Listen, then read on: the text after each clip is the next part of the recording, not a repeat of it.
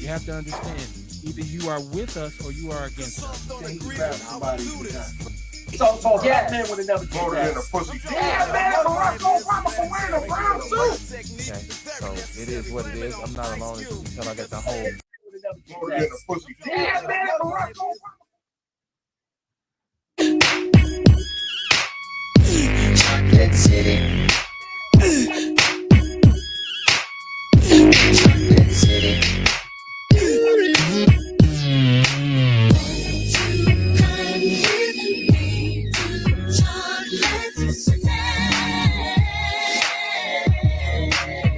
Yes, it's so, baby. Yes, it's so. Mama, baby, chocolate City.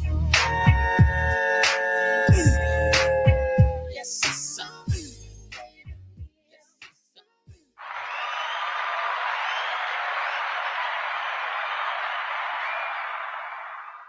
What's good? What's good? What's good? Welcome to the show. Another episode of Outlaw Radio, live from the basement. What it do on a Monday night? Colder than a polar bear's toenail in the mill. I am not alone. I got my partner with me, Mr. Carter. What's popping with you, bruh? Peace, peace. I'm peaceful. How everybody doing out there? Welcome to Outlaw Radio. We talk that talk and we definitely walk that walk. Raising vibrations and elevating thought. Y'all better come on in. I'm trying to tell you I am the black woman lover, the black man's brother, the culture teacher, hood healer, the ghetto witch doctor. I'm y'all holistic health and wellness coach, Mr. Kamar Carter. Peace to the family. I'm also the one who brings you nature's natural herbs and supplements and vitality and Meatless Mondays, which is where I'm at right now. I'm at Meatless Mondays. If y'all ain't been here, y'all need to get here. I'm at 3945 West or North 35th Street at the Taste, right next door to the post office. The post office is right here behind me, literally, right here behind me. I'm on 35th Street, y'all. Holla at me. That's what's up. That's what's up, man. And shout out to the rest of the crew, wherever they may be, Courtney and my boy Rail. And I wouldn't be right if I didn't start the show off on Monday nights like I always do, in which we always have to pay respect to people lost over the weekend or since we last assembled, especially people who lose their lives via violence and stupidity.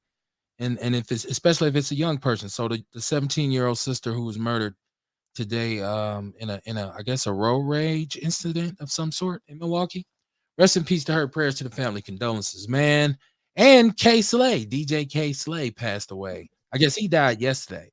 We'll talk about that as we move along. But welcome to the show. Not to start off on a, a blue like to keep it really sad.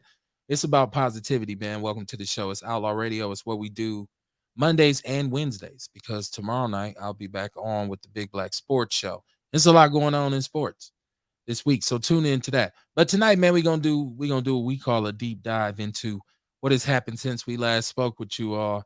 Now, did you see when we were last on? No, I did for Outlaw Nation, which I do every other Thursday, right? Like, so I talked about Chevy Johnson and Milwaukee and how Milwaukee needs to be, and it was 4-1-4 day and all this, and I seen Stephen A. Smith talking shit like he did last year during the playoffs about Milwaukee, and I guess Mayor Johnson sent him some sausage.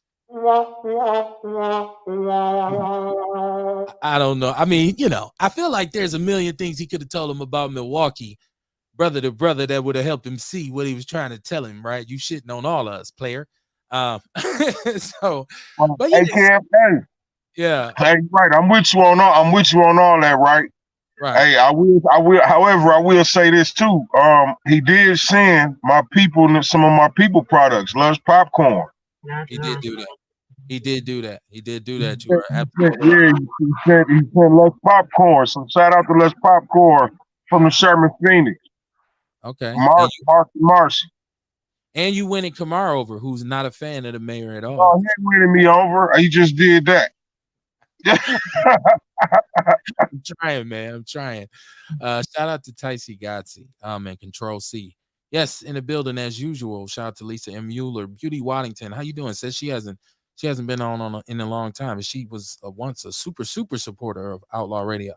How you doing? How everybody doing, man? It's cold outside, and people just April. It's supposed to be April. It's snowing. It's the Midwest, man. It's the Midwest. It's the Midwest. So whether Hey, you, didn't we have a couple 60-degree days in February or some shit? We ain't got no complaints. I know I don't. yeah, usually balance itself out because there's periods when it's supposed to be cold and it's warm, right? And then you say, oh, nah, it's supposed to be warm and it's cold. That shit evens itself out, And then you look at the winter, man. man. Shit, we hardly snowed all winter. Right. Knock It on wood. was, you know what I mean? It wasn't. It did. It was a couple periods of time where it may have got real cold, but not much. Right. We had an excellent winter. I feel like. Yeah, man. Yeah. I don't. You can't really complain about the weather. I've never been a person to complain about the weather. It is what it is. Whether Right. you live in where it's hot and it's an earthquake or a mudslide or a hurricane or whatever, it's always some. It ain't nothing sucker free. So hunker down, young man. But yeah, man, it was good to see. I'm glad he did address Stephen A. Smith. I wish he would address Madison in the same way instead of trying to kiss their ass. All this soft shit, right? Like he's talking about, I want to make the repair. I mean, he has to exercise diplomacy, I guess, to a certain degree. I don't, I feel like our dealings with this state as a city need to be upfront and aggressive. I mean, we've been playing too long. Like we took a beat down under your man Skippy Walker. He used to just treat Milwaukee like a side chick constantly. So yeah, man. What's going on, JoJo? Man, my man Joey Phillips, man. He said checking in, man. Yes, welcome to the show, my brother, man. Welcome to the show. Always a supporter. I can appreciate that. That's love right there. But yeah, man, a lot of violence still happening in the city. We can't never turn a side out of that. But it's violence happening all over the country. And Kamar, coincidentally, we were discussing last week with Chairman Spencer, the city attorney. We were talking about qualified immunity. And we were talking about, he was saying that he was pro cop, and I'm starting to see a trend again of cops doing stupid shit, right? Like, so I don't know if you've seen this footage. I believe it's from Sacramento in California, where the cop shoots the lady 30 times. Damn. No, Yeah. I didn't. Yeah, it's in the People's News Network. A lady by the name of There's no reason on earth to shoot somebody 30 times. Right. You know what I'm saying? Right. There's no reason. It makes absolutely no sense. I mean, there's nothing, even if this person is a triple murderer, unless you just decided that it's okay for you to kill him if you feel like he or she is guilty. I believe it was in Sacramento, California, where this was. Once again, the sister's name is Tracy Gaeta. No, it wasn't in Milwaukee, but there's look at Grand Rapids, where the cop had the brother down on the ground and shot him in the back of the head. It's just like it goes and comes a lot. Like it'll happen, and then there'll be a lot of demonstrations and a lot of marches and some hashtags, and people will make commercials and videos. And then it'll start happening again, right? Over and over. It seemed like this dude, you shoot somebody in the back of the head. It was always considered a cowardly act to shoot somebody in the back. Yes. Even by standards of Europeans. Right, yeah. You know what I'm saying? I mean, if you go and look at this video footage that's in the People's News Network, the way he's letting loose makes no sense at all. And then he actually dumped the whole clip and reloaded. I thought he was going to start shooting again. I'm like, dude, what? Seriously? And he's shooting through the back of the car. And she's hit 30 times. And the problem is that's why it's always funny that as much noise is made about this kind of thing, nothing's ever really done legislatively. And I think that was the question that was people wanted to pose to Chairman Spencer when he was on the show, but Chairman is civil. He's not He's not criminal. So, it's man, hey Kev, dig this, dog. An accident just happened right here on 35th and Capitol. I'm walking down to it. He's doing his live reporting from the field. What we got? Man, this shit wild, man. This shit is wild. Like, how we doing the podcast right here, and we always talk about this driving and shit in Milwaukee. You know what I'm talking about? Right. And it's an accident right here on 35th and Capitol, man. This is horrible. Look like 3 cars that I can see right now. It ain't no dead bodies, is it? I don't think so. I ain't gonna show no dead bodies if it is. I wouldn't get. I ain't getting down like that. That's for sure. And I probably ain't gonna get too close, no way. I see about. Damn, man. 3, 4 cars. Can y'all see behind me? Police are chasing this car. Not really. Said the police was chasing one of these cars. Man, I've been seeing this Lexus all over the place around Milwaukee. Police was just chasing. Wow. Man, this is crazy, man. Nigga got out of that car, right? Yeah, this shit wild, man. Motherfucking Milwaukee, right? Yeah, it's a Lincoln fucked up. This Lexus that the police was chasing, and it looked like a Camry or something. Or no, a Volkswagen over there. 3 cars that got hit. 3 cars tow up, man.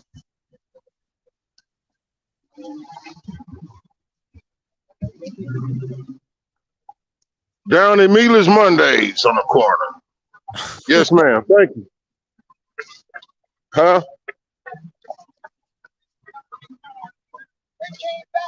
Damn, man. They killed these people down there, man. Yeah. Robbie, they just happened 2 seconds ago. It just hit there. They running out. Damn. Said the driver, the motherfuckers just killed somebody down the street. Who did? The people in the car that was running. That's the dog just said. Down here. The dog just said they just killed somebody.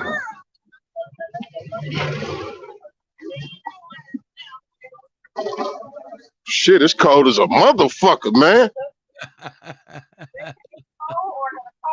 3 cars, and I got hit down here. They was running from the police. The one dude said they just killed somebody, and they was running.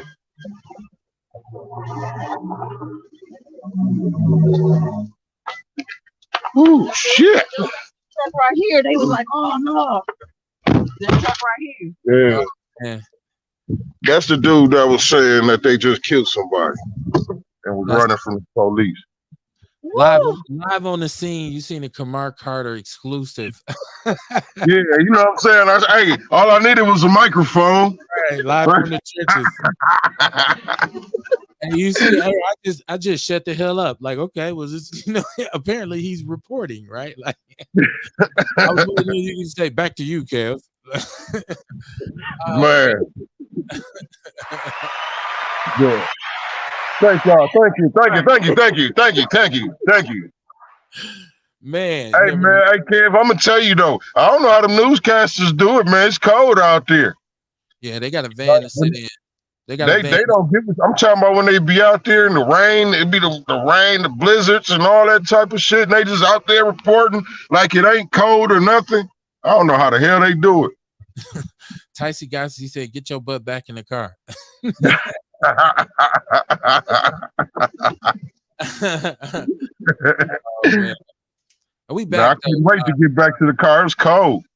And the funny part is, we were just talking about on the show about pride in Milwaukee, and I was going into that and Cavalier, getting at Stephen A. Smith and all that shit, and then boom, fucking pile up post murder chase. Right. How about that, Cavalier? What you gonna do about that shit, Cavalier? Right, man. That's it's a lot of stuff to deal with, and when I see, and maybe there's a method, and I'm trying to be optimistic. Maybe there's a reason why he feels like he's gonna get, if he gets better support from the state, the city of Milwaukee will be a stronger city. Maybe on some economic deals. I don't know. So are we talking about some tax breaks, so we can get businesses here and draw businesses here, or some subsidies for some companies to be brought here? I don't know if he's talking about it in that regard, but like I keep stating, Milwaukee has been bullied by the state at large forever. I keep like when Skippy took the money, the housing crisis money from Barrett. Boom, punk, give me this bread. Right? Like he's done that. That's happened several times. So I don't know. And this is what happens, I guess, when you get a super friendly, affable Negro. I guess we might as well get ready for happy, joy for the next 2 years. Hey, let's be friends. Hey, let's go. You know. And some people might say, Kev, you wrong. He's right. Call in, let me know. The chat room is open. We're going back. I'm looking back at the comment. They asked somebody in the comments, I believe it was Beauty Waddington. She said, where's Lena Taylor? Where's the mayor? You know what? I don't know that calling nobody out by name is the right way to approach it. I mean, I feel like everybody has a certain accountability they have to have in terms of being a elected official or whatever. But I think this is a collective failure. I can't single-handedly blame one person. Like I can't say, so and so don't be out here, so this is why the city is fucked up. I can't really say that, you know. What you think about that, Kamar? Because people love to call like, where's so and so? Where they at? You know. Right, you right, but you know what I'm saying. I think as taxpayers, and you know what I mean, you have to be able to ask, where are these people? Because you know what I'm saying. They want us to vote for them. They want us to know them, call them by name when it's time to vote. Okay. Well, I can't be calling by name when it's time that they need to be stepping up about something. That's you know what I mean? Yeah, it's a good question. So okay. So if that's fair, then we're saying, okay, where are you in terms of what's your solution to these problems, right? Like, well, so say something. I mean, shit. Remember the other week I said, hey man, at least we see Lena. Yeah. You know what I mean? At least we see it. I mean, you see in the community, you can ask her a question. Yeah, you can't walk up to her and ask. You know what I'm saying? Versus a lot of these other candidates, you never see them unless it's time to vote. But then again, on the flip side, they don't even want to answer the questions you got. But then again, like I said, on the flip side of that too, her job ain't really to be seen per se. Right. Like I need you to go somewhere and do what you do. Like, okay. Right. But I mean, I'm just saying, you know what I mean? I feel like that's going above and beyond. Like, okay, you got the job, but then you also out in the community. So you can kind of feel the pulse of a community, whether you do something or not. You know what? I would like to ask you a question regarding that. Yeah. Because if that's the case, and if that's something, that people appreciate in this city, in this community, why hasn't it helped that sister in any of the elections that she's run in? Because she's run in for several different positions. And for all the people who I love her, I see her everywhere. Yeah. Where's y'all asses at when it's time to vote for her? How has it hasn't really, it's sad, but it hasn't really pushed her career along. Being maybe she should just get busy behind closed doors and make shit happen and then come back. Like, I'm back. Like, okay. Maybe be a better idea. I don't know. And it's not just about right. I can't, if you are an elected official in Milwaukee and you feel like you've been there for 10 plus years and you feel like you have done a good job or you've done something outstanding, I like to know who you are and what you've done. Right. I'm being serious. I'm not even being sarcastic. I'm saying if you are listening or somebody, like, tell me, I've been an alderman over here. And I know you've done things like, community centers maybe have opened, you've stood on some grant funded initiatives and signed off on it and supported it. I get that kind of stuff. But I was thinking more or less of your conversation towards the fact that the city really needs economic stimulation within the confines or within reach of the city. Like we're not talking about feeding another suburb. We're talking about having that bread right here. Okay. Just to address the poverty. I think you adjust poverty and dominoes start to kind of fall. Right. That's my opinion. Yeah, that's a fact. That's a fact. The reason why people commit crimes a lot of the time is to get some money. Right. Not all the time. But some of these motherfuckers is recreational. We do understand that. Then we start talking about the mental issues in the community. Right. It's a lot of layers to it. Yeah, it's a lot of layers to it, man, and it's a complicated issue. That's why I don't like for people to simplify it. Like people make it, they speak about it like it's so simple, like, oh, this person, or we can't do this, or we can't do that, or my vote don't mean this, or my vote don't mean that. Yeah, your one vote ain't gonna change the world. You ain't gonna go to the ballot and cast your vote, and a bunch of lights and bells and whistles go off, and it's like you are the 100,000 voter, and you decided the election. That's not how the shit works. It's a process, right? Like, so even when these individuals get in here, you say, which one of these issues is he going to go after first? That's what everybody's asking him. To me, and we're talking about the mayor, I haven't heard him say poverty yet. I haven't heard him say not a free Well, meal program. no, because if he talk about those two things, he talking about addressing directly our community. You talk Yeah. about poverty, you talking about addressing our community. Well, yeah. Man. So yeah, he don't want to do that. I mean, at least that's how I feel. Like he don't want to do that. Surprise, surprise, though. All white people ain't rich. There's some poor white people here too. Well, some- but I'm talking about if you address the poverty, it's gonna be majority of our community. well, we need the most stimulation, right? Right. We need the most help, right? I can admit that. I'm just saying, like, when people say, well, he don't, the excuses will start to flow in pretty soon. He doesn't have enough time. He doesn't have the support. He doesn't have this. He doesn't have that. We just got to stay aware, man. We just got to stay aware and keep a tab on what happens over the next 2 years. That way, when the voting come back around, we can, hit the ground running and say, time to go. Thank you. Shout out to Ticey Gashi. She said we should be able to put a name on it, especially when it's our front door. If it's at our front door. I think she's talking about calling out politicians. I'm Yeah. thinking that's what she's talking about. Okay. The community should be able to put names on it.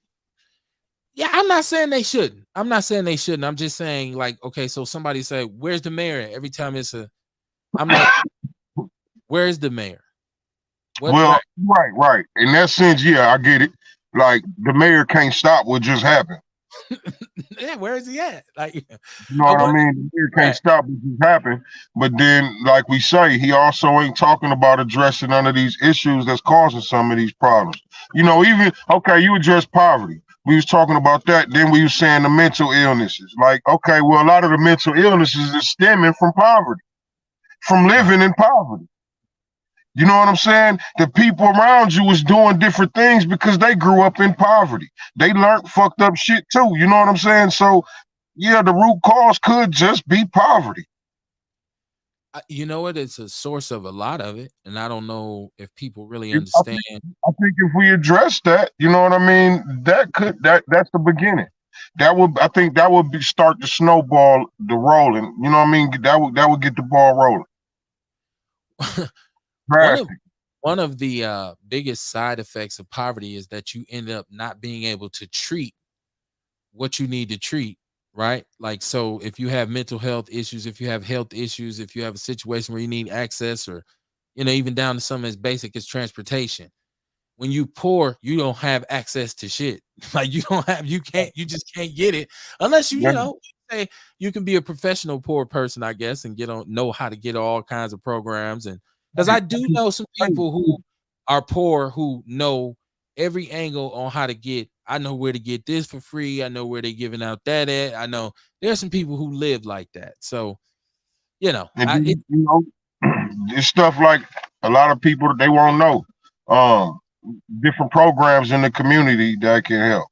You know what I mean? If it ain't no money flowing through the community, you know what I'm saying? Nobody gonna know about it, or these organizations won't last. So poverty, we do gotta address poverty.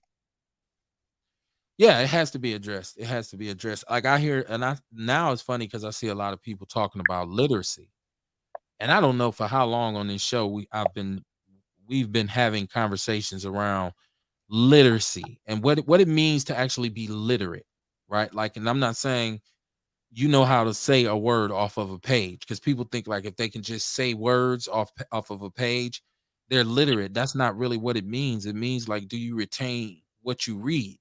do you understand what you're reading, right? Yeah, yeah. Do you understand those words? It's called comprehension, right? Like, so I mean, and the bottom line is the less you know, usually the worse off you'll be. Like if you're not a smart person who can really navigate situations, you're not gonna make it real far, right? Like and so there's a lot of knowledge to be acquired via reading. I'm trying to explain to you why reading is fundamental.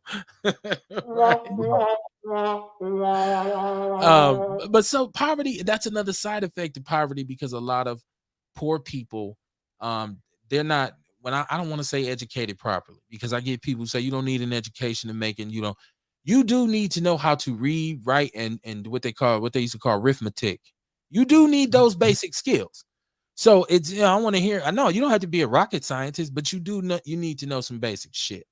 And reading's one of those things. I think if more people kind of filtered out what they read, people would be better, like more well informed. Because people they'll take time to read like tabloids and all kinds of gossip and all kinds of other shit, but they won't read something that's beneficial to their mind, like with some real knowledge on how to get ahead or try to deal with something or undergo certain processes. People rather read bullshit. That's why people always that's why people always on social media, nobody reads the shit that matters. Everybody read the salacious bullshit, the gossip, who's screwing who gay, you Right. know, who slapped who dissed who. This is crazy, man. We do, right now there's full on like internet beefs, right? Like so if you listen to YouTube and there's this other app that they use called Clubhouse. I don't if anybody out there is on Clubhouse, let me know because I still haven't jumped in on it, but it's You gotta have an iPhone. for That's for Clubhouse. that's for the iPhone people. Okay, okay. Okay. I don't know. I'm not. I could I put it on don't my. want. I don't want to be in your clubhouse now. What I'm saying is there's I'm a, angry. especially Whack 100, the rap manager Whack 100. He's big on Clubhouse, so like he beefs like people be on there, and I guess anybody can you go in different rooms or something. So like people are. And they're on there beefing him and Trick Daddy. You bitch ass nigga, I'm beat your ass. I'm like, dude, we got for real internet beefs right now. Like you keep people apart and they still can't get along. I thought Clubhouse was just about business networking and shit. That's what I thought it was all about. I, Apparently I nah, man. I'm on YouTube. Like, go to our YouTube page. By the way, subscribe to the YouTube page. But I'm on YouTube a lot because I watch. Honestly, I watch YouTube probably more than I watch regular television. I wake up in the morning, go right to YouTube. Right. So it's like I see I'm involved. Like I'm looking at shit like the loonies, Yuck Mouth and Numbskull, like into it, like they want to like fight shit, like they going after each other, and so I'm knowing all this kind of useless information, right? So that's why I know people just have an appetite for crazy dysfunctional shit. Like I watched I've been watching a lot of the drill rappers lately. a lot of people have been FBG Duck and his clique. okay. Now he's I've the been one. watching. Man, this so sad. Like watching it now is sad. Like I'm watching videos from 3 years ago, right? When they was popping, and then I'm watching them, but then I come up on one that's like more recent. Okay. Three of the brothers was on there. Dog, everybody in that nigga clique is dead. Like they showed some videos, right? It was a couple of the niggas that was there, but then everybody else was new faces. Dog, that shit was sad as a motherfucker, man. Like everybody who I just learned about, who I just learned was rappers and all this shit. Like now they dead. Like man, this shit sad as a motherfucker, man. It's horrible. What's the appeal? What's the appeal of drill music? Man, I don't know. Well, I guess clout. It's supposed to be clout. You Okay. know what I mean? Clout, having a name for yourself. And you know what I mean? And this whole ego, this self-image thing, you know what I mean, is killing us, man, in all phases. Like it's the ego. Like I said, they doing it for clout down there. They want to be known as they want to be the man. They the killer, and man, this shit crazy, man. I kind of I feel like had no when we used to talk about it a while back on the show. I had no clue. right, Like, you know what I mean? I'm just thinking of a few famous rappers that got killed doing drill rap.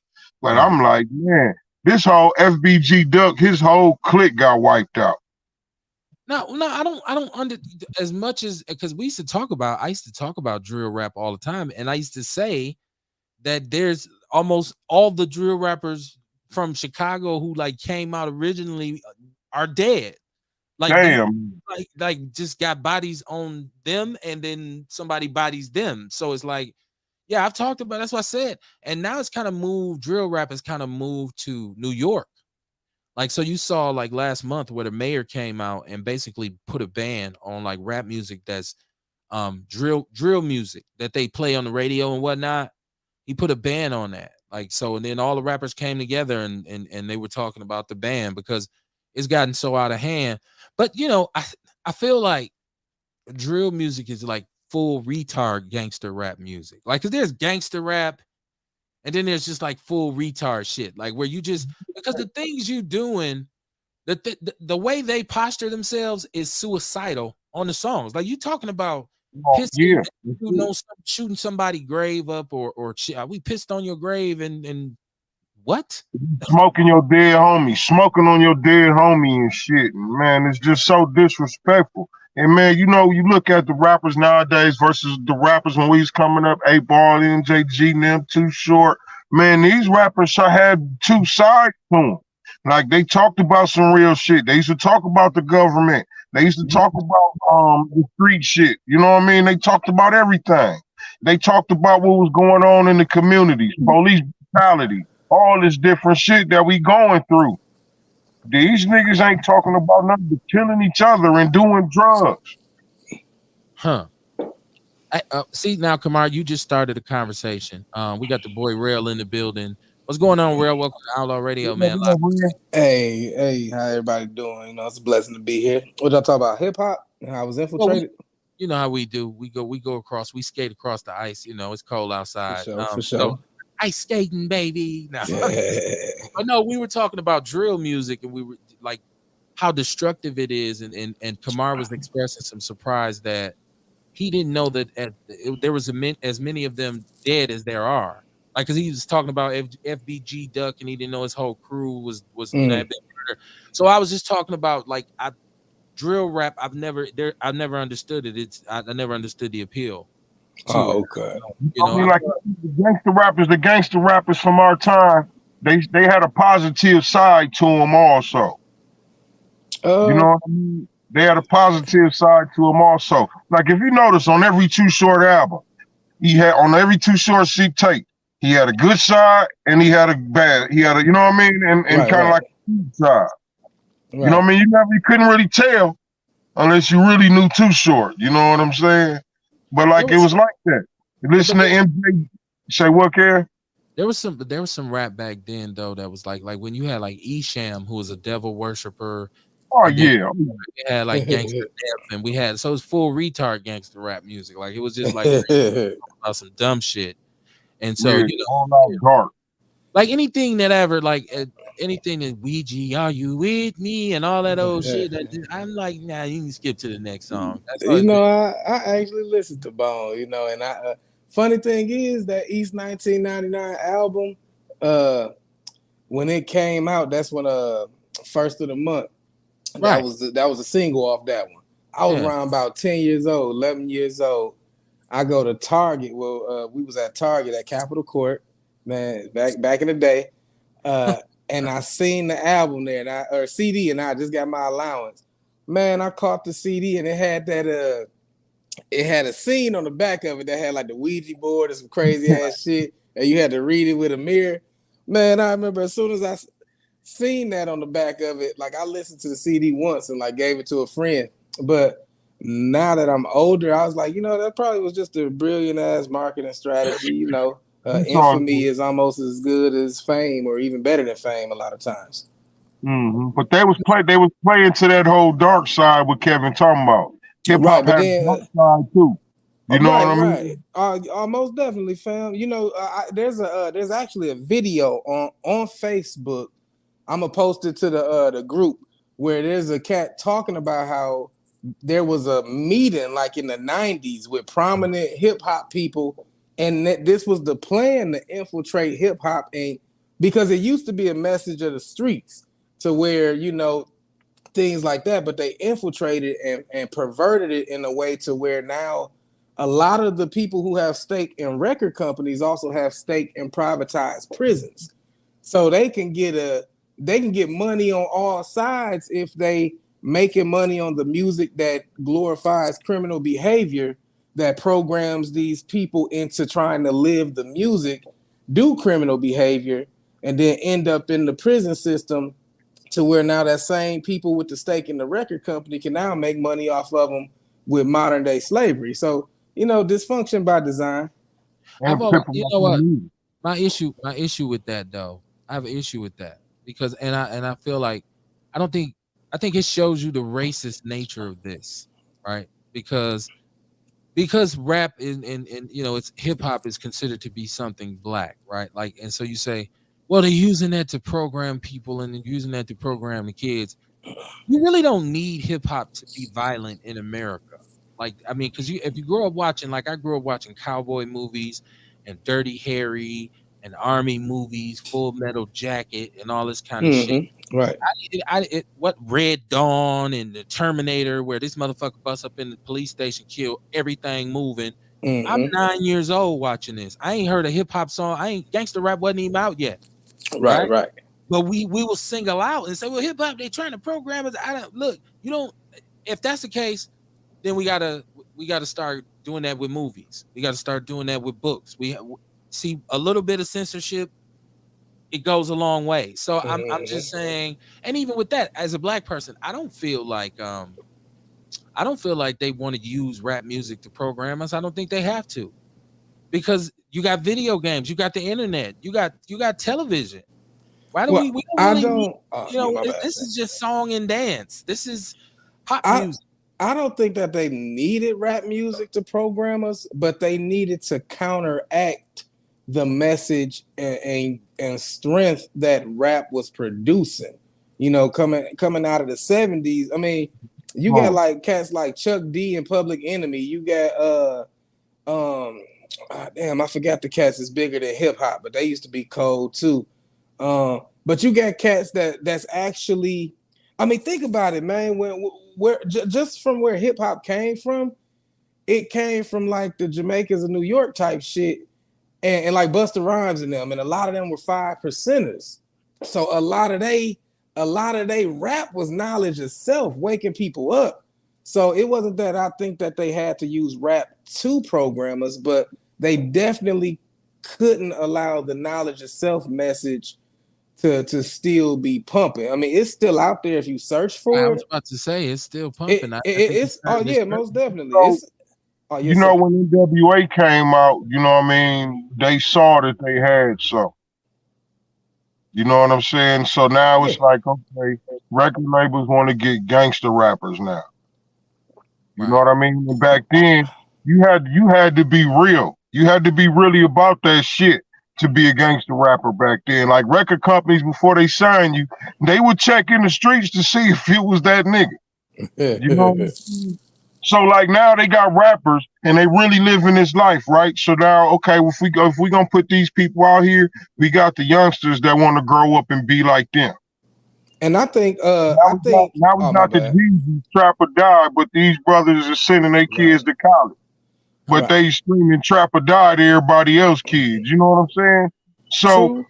we got to stop using this shit our damn self. We got to stop giving them white people that option to put this music out here. We got to make them. We got to stop this shit our damn self. You know what I mean? At some point, For sure. they like exploiting us. You know You know, what I mean? You got the different types of record deals that they got now. The way they doing these brothers is basically just about getting a hot single. Right. You know what I'm saying? And they take all the money. You know what this sounds like? What's that? This sounds like the same argument that upwardly mobile black people had in regards to black exploitation films in the 70s. They the ones who didn't want it. Yeah, it's bad. It exploits us. It does all these bad things to us, but it also removed our ability to produce our own films and to eventually be able to control the narrative because so many black people were employed. Yeah. And I always say with these youngsters with this rap music, if you in the studio, at least it take you off the street for a period of time. Most definitely. You'll figure out a part of this that you are willing to say, I'm gonna leave the streets off and I'm gonna just do this. That's and I keep hearing rapper after rapper say you cannot be a rapper and a gangster at the same time. I keep hearing rappers say that. And I think what happens is back in the day, we had rappers that wanted to be gangsters. Now record companies are going into the streets and getting gangsters and trying to convert them into rappers. So even after they convert over to that rap life, they still got street shit, you know, that like the streets don't let you just leave like that. You know what I'm saying? And that's what we was always told. The streets love you while you in them, but as soon as you try to leave, that's when you get knocked. That's when you go to jail. That's when you get killed. So they these drill rappers, they manifesting this lifestyle. They manifesting this shit. You know what I mean? I tell everybody it's all about intent. When you talk about the way the spirit works, the way karma works, it's all about intent. You know what I mean? If your intent is to harm others, what you think gonna happen to you? You calling that on you. Like I can't wish nothing bad on neither one of y'all. I can't wish something bad happen to y'all. It's only gonna happen to me. What I put out, the thoughts I put out, the intent that I put out is what the universe gives me back. If I'm putting out good vibes for everybody, I'm finna get good vibes back. That's just how it works. Right. Now, if I'm out here rapping and seeing, this is one of the reasons why I stopped rapping. Cause see, when I sat in prison, I realized that all this shit I talked about, I either was looking at or I was doing. You know what I mean? Different shit that was going on, I was going through. You know what I mean? I understand the power of speech. I understand the power of this shit, man. I really have to watch the things I say and do, cause I know it manifests. It comes in. Most definitely. I don't know how powerful somebody else's spirit is, but you know what I mean? I understand how this shit works. And see, when I'm out here rapping, I'm out here on these stages, I'm performing these songs, and I'm putting this bullshit out into the atmosphere. I'm doing this shit with passion. So the universe is handed it right back to me. You know what I mean? And any other young brother, like I look at a lot of these young brothers that came up under me in the streets and shit, right? Like a lot of them was growing up wanting to be like me, man. So it's my fault that these niggas is out here. And so it's the same thing with a rapper. You know what I mean? These young niggas see these rappers out here. They want to be like that rapper. This rapper is talking this bullshit. But they notice they think this rapper got a bunch of money and he living good. So I need to be like that. I got to be the toughest nigga out here. No, this is bullshit. Our old school rap fans are hypocrites, and myself included. Like, listen, I like to wax poetically too about the greatness of the music in the 90s and how there was more variation. There was a lot of positive music. There was music that talked about conscious shit. But most of my favorite music was mob music. It was murder music. It was SIBO. It was Spice One. It was Too Short. It was that kind of vibe. Don't get me wrong. I love some progressive, positive Tribe and all that kind of shit. That was my shit too. I honestly didn't listen to him. Like, so you're absolutely right. At the youth now is a result of what that music did to us. Yeah, same thing. Like my father's generation was the same. We talked about the bitches and the hoes and the music and shit. Now we got the women in the music clapping back. I mean, it's a cause and effect to everything. I mean, like, all kinds of music have been always around. Like, there's been, like, it was funny when people was snapping about Meg Thee Stallion, but it's this old blues lady. I forgot her name, and I used to play the song because it was funny. Like, Betty Wright, jack that shit. Oh, Betty Wright, man, that shit. You talking about the other old lady, the black big mouth lady? I forget her name. Like, she like I could bring it all night or something. Like I got big perky titties, and like she busted down. I'm like, damn. So I was like, you know, raunchy. Whatever you're looking for, you could have found it. Was that it may have been. I'm gonna look. Millie Jackson is one of the. She had one. She was on par with Richard Pryor in terms of her mouth, and she was making rap songs in the 70s. Right. I remember Millie. Disco beats, like so. Yeah. This is what I'm saying. Okay, at the end of the day, it's just people talking shit, right? Like, and so this is what I've seen my whole life. So I guess I don't look at the rap music, and I also understand I had a strong father, so rap didn't raise me, right? Like, Right. So, you know what I mean? That's the most important part, though. Like, just like, dog, that's an excellent point. Like, cause I'm my parents. You know, I come from a 2 parent household. So, but you got to think of cats who the oldest person in their group is probably the uncle that's probably 2-3 years older than them. So they like I think about my uncle who, first time I heard Too Short, Spice One. NWA. First time I heard NWA, it was still in my uncle cassette tape. You know what I'm saying? Because he was like 5 years older than me. So you think about them cats who didn't have a father to raise them. They were raised by other young cats, all listening to the same music. Kind of like, I'm not saying the music is the culprit. I'm saying when Run DMC said my Adidas, what did everybody do? Got some Adidas. Okay, and start wearing them with the tongue out. Like, that's all I'm saying. Hey, when Dr. Dre brought out the Chronic, what did everybody do? Oh, you listen. No, you can't tell me music ain't influencing the community. I mean, it definitely is, but I don't think it's the main thing. I think it's all these are all tactics. And that's why I say influence. And that's why I say influence. I want to go back to what Kamar said about the Chronic. The Chronic. And people like culturally, the Chronic. That's still a classic. I don't know if I don't even outside of being a classic. And I'm telling you, as it's somebody still who a classic, man. as a youngster growing up, I was 17 years old when that album came out. That album single-handedly shifted hip hop. Like, dog, Dre was a genius on that album. It changed the direction of hip hop because it was the first time it was hip hop music. It wasn't just a rap song. It wasn't just a sample over a drum beat or something like that. It was instruments. It was funk elements, and it was all just it was a movie. That was a movie. He took he took Parliament sound, like Parliament code all by themselves. But when he modernized Parliament sounds, like, I mean, Let Me Ride is still a rap music from the boom bap. The boom bap took exit stage left from that day. I remember the time when it was literally 1 year where everything was coming out the East, and it was like, okay, you still was Chuck D, Big Daddy Kane, Dies Effects. Once the came out, all you heard was gangster rap for like the next 8-9 years straight until Tupac got killed. Until he got killed, and then that's when it kind of said, okay, y'all, that's enough. But you know. So yeah, I understand that music and stuff, art, but that's the question that we always have to ask.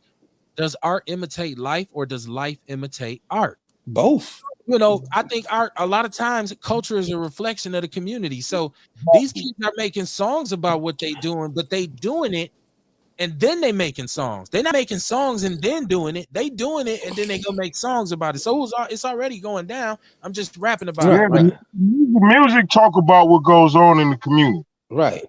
Music, you know what I mean? The basis of it talks about what's going on. And when you listen to it, you can tell what's going on in the community. I'll just say that.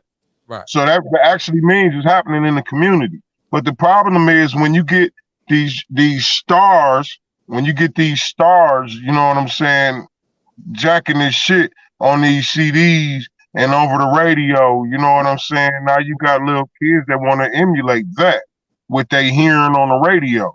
I mean, they do. When, like I say, kid, when we heard my Adidas, everybody had to go get their Adidas.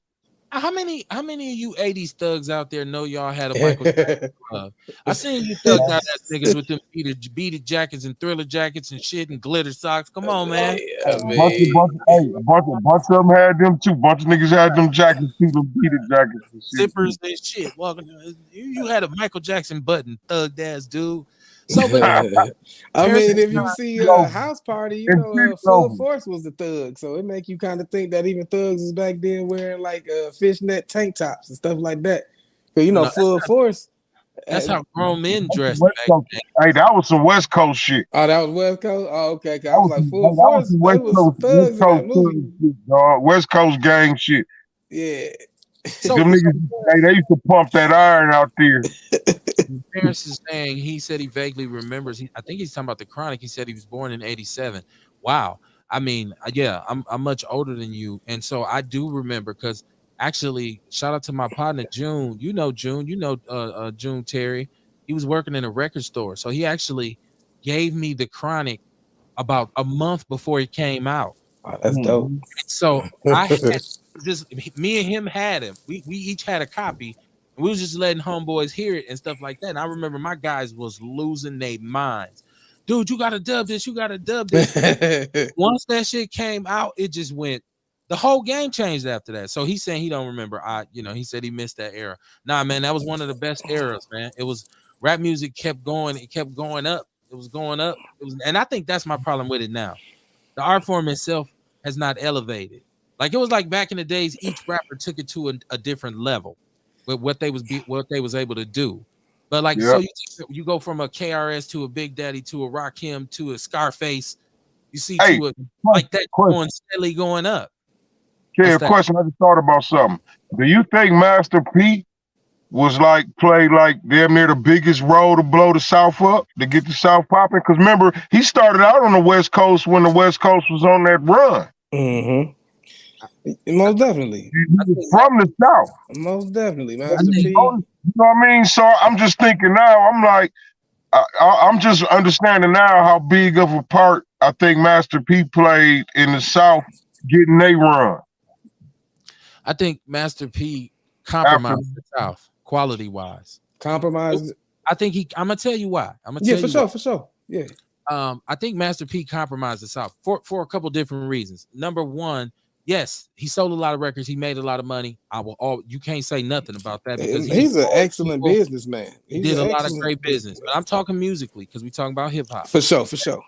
The quality of a lot of No Limit music, I'm just gonna go ahead and say it. Back in the days, it was trash. You could tell it was mass produced in an assembly line type fashion.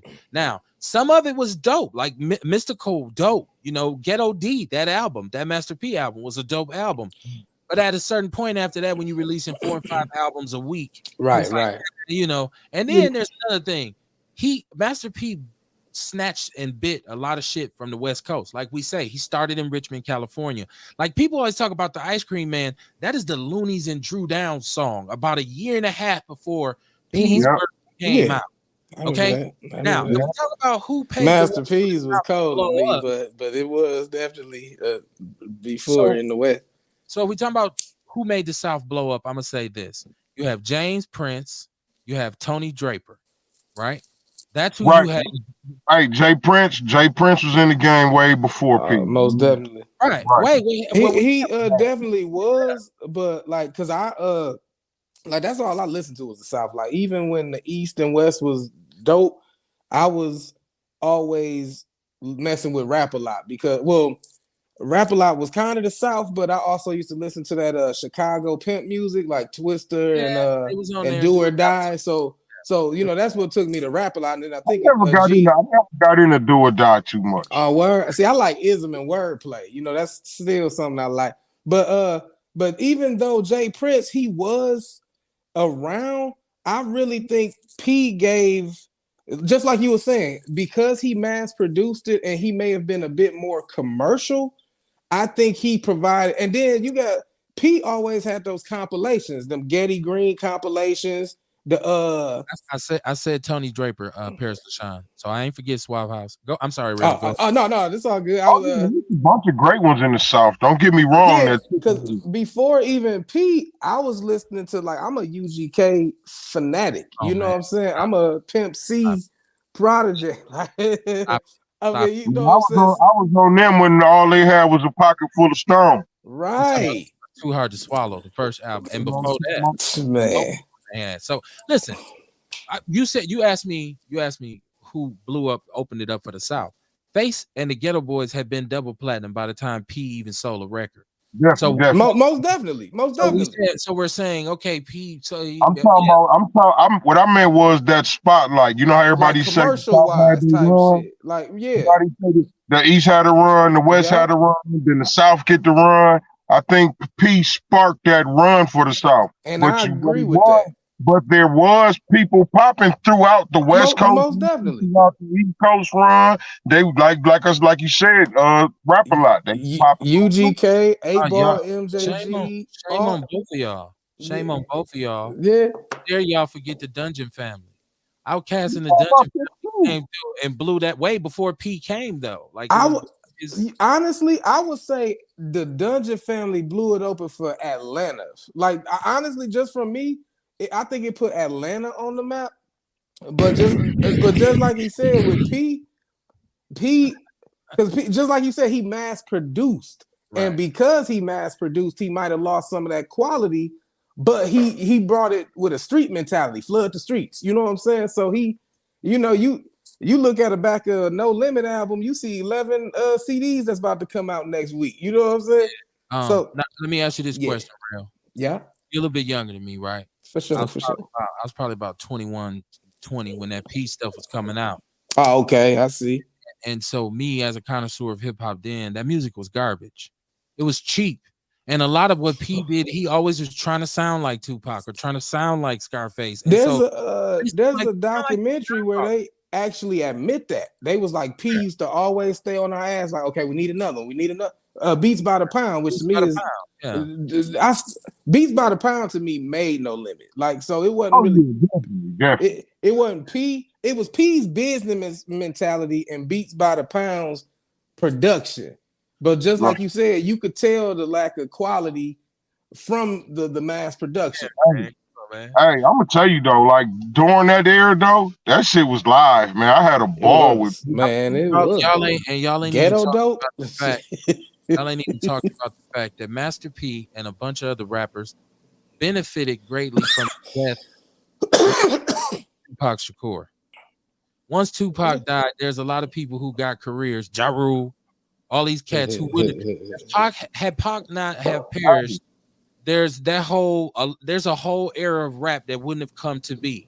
And so I'm one of those recipients of it, because every other song he was talking about, rest in peace of Tupac. He said that every other song. Oh, he was always hollering, "Mama, mama." I just watched the documentary, man. Pac used to fuck with Pete when he had the store. Pac and E40 used to come to the store all the time. Pac had him opening up for him and all that shit. So Pac used to fuck with him. Music and shit. Music was horrible, man. His music. I mean, you know me. Like you said, I'm young. Like I was born 83, so yeah, I probably was like 10, 11, 12. I was in middle school when No Limit started taking off. So, but P helped me shape like my business mentality, like how he used to slap tapes out the trunk. Like that's, I think that's why I agree with Kamal, because he put the footwork in. Like P was independent before independent was a thing. Like he driving state to state slapping tapes. Actually, them boys out west 40 and them was he learned that from the back. Yeah, for sure.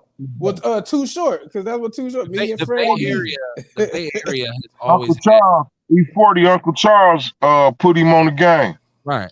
And the Bay Area has always had an independent music scene. It's the Bay Area all the way back to Sly and the Family Stone and all them dudes. They always have had, and they still do their own thing. You got to understand how big California is, right? True. So Northern California and the Bay, and in Southern California where LA it's all different regional music. See, all I be thinking of is LA. Honestly, like I be forgetting about like Northern California and shit. I think like he took the street game about with the independent new, and then he went to college and learned some more shit about business, and then he took off after that. Had a record store. Hey, he had a record store to sell his shit in. Like, goddamn. Right. Like, you gotta give him his props, man. Got my own dope house to sell my music. Like if you really want to get the story of these regions, go back and listen to the Big Mike interview, who was on Rap a Lot, who's a classic rapper. I just put it back up. So dope.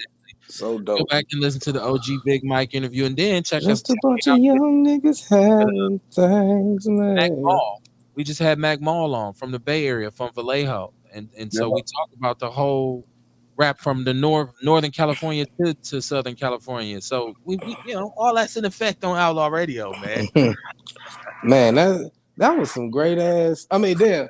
Now you got me feeling guilty to say that was some great ass music because because I mean I remember Spice One, Black Bossolini, he sampled that see, I like old music, so I love when people sample old music. So Spice One, Black Bossolini, Player Man was a sample of that I think it was Smokey Robinson, Virgin Man, or something like that.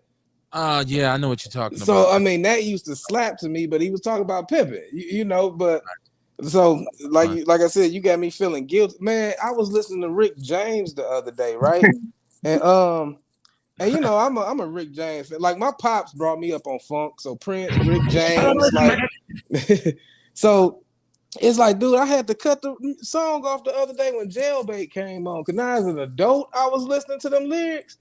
And I got kids, and I'm like, damn, I forget. I knew Rick was a freak, but like, I was like, you know, you'd be damn near kind of scared to even listen to that around somebody else because they gonna look at you some kind of way. Rick James is a freak, man. He says this is like cocaine, man. You can't, once cocaine get involved, everything is pretty much up. Cocaine is a hell of a drug. Right. You know, right. but that makes me ask y'all a question. Like, you know, it's certain music off limits because of like how sensitive society. Like, you know, the lyrics say she was only 17, but she was sexy, and I'm like, damn, I didn't realize Rick said this shit. But you know, but it was a jam when I heard my pops playing it. You know what I'm saying? All y'all, everybody's a hypocrite because back in the days they was all singing Belle Biv DeVoe hollering backstage, underage, adolescent. Oh damn! See, that's what I'm saying. Now you go deeper down the rabbit hole. Like, can I listen to Do Me Baby or whatever, whichever one that was? Like, this is why you cannot, like, when we say, well, you shouldn't say that because you programming the youth, and because I've heard Pimp C. First of all, let me say, I am rest in peace to Sweet James Jones. I am UGK alumni. I have been man, UGK. I knew I liked you, man. Like 1991. I knew we vibed, man. But it's too hard to swallow. And I was one of those individuals. I'm a liner note dude. So like every CD I love KRS-One's lectures. KRS-One. Every CD or album I've ever purchased, I read the liner notes inside out. So I was very familiar with a lot of the music that Pimp C used to make his music, with the meters and stuff like that. So, but he would say some of the craziest shit in the world, right? Like, so I like he had a song. I'm gonna tell you how crazy this is. As much as I love Pimp, and I've heard Pimp C say some ingenious things, but he had a song called Hairy Asshole. I got a young bride stallion, 20 years old. This shit I can. When she pop it from the back, you see her hit. Right. That shit. I have a daughter, and I love my daughter, and like now as a father, a girl dad, now it's hard. I understand.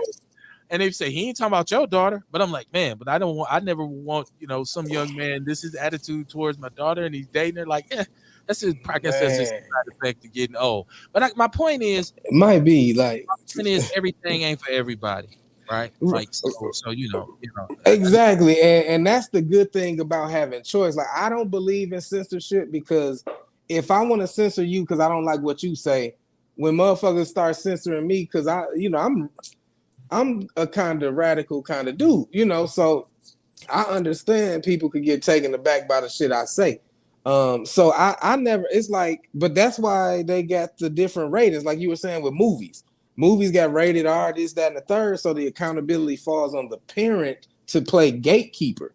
And I think nowadays, because you got motherfuckers bragging about being 3 jobs shouty and shit like that, there's nobody at the crib to play gatekeeper anymore. So I think that's one of the issues. It's not the content, because the content has always been there. It's the content. Yeah, for sure. Speaking of content, now see, we're all native Northside Milwaukeeans, and we have a mantra here in Milwaukee, which is mind your business, right? Like, so you stay out of another man's business. You don't tell him how to handle his home, his family, this kind of thing. But I'm looking at this brother Dwayne Wade with his young transgender son. Did y'all see these photos where Yeah, I this seen the photo. has a boyfriend and But I think they the take a picture? boyfriend is actually a girl that identifies as being the boy. I don't care Oh what my it is. God. So I mean, there's I don't still care a what it is. penis and vagina No, in play there. They just like role swapping or something. I don't know, but What kind of a lot of fucked up shit going on in there. what kind of sicko? First of all, let me tell you this. I don't give a damn if your kid is straight or gay or whatever. Like, I'm never gonna take a picture of my son. Like, if my son brought a girl home right now, he's 15, and he said, "Take a picture of us, Dad." I wouldn't say y'all kiss and take it, right. I right? mean, What kind of weird ass energy is Dwayne Wade engaged in? Now it's bad enough that you got this. You said let him be free. When he put the purse and let the boy wear the skirts and the pumps and the heels, me as a father, I say, that's on you. Right? I'll tell you how to run your shit, right? Like, so I said, man, that's sad. I wouldn't want my son to be in that, and I certainly wouldn't push that line with him like that. But now with the boy kissing the boy, you said it's a little girl. That's what you saying. That it's I actually. believe it's a little girl that identifies as a boy. So a little So girl who identifies as a boy is kissing a boy who identifies as a girl. What kind of ass twisted ass shit is this? I mean, I don't know, man. He's still getting some pussy. I don't Dwayne Wade. Come on, man. know. See, that's I that don't know. Hollywood.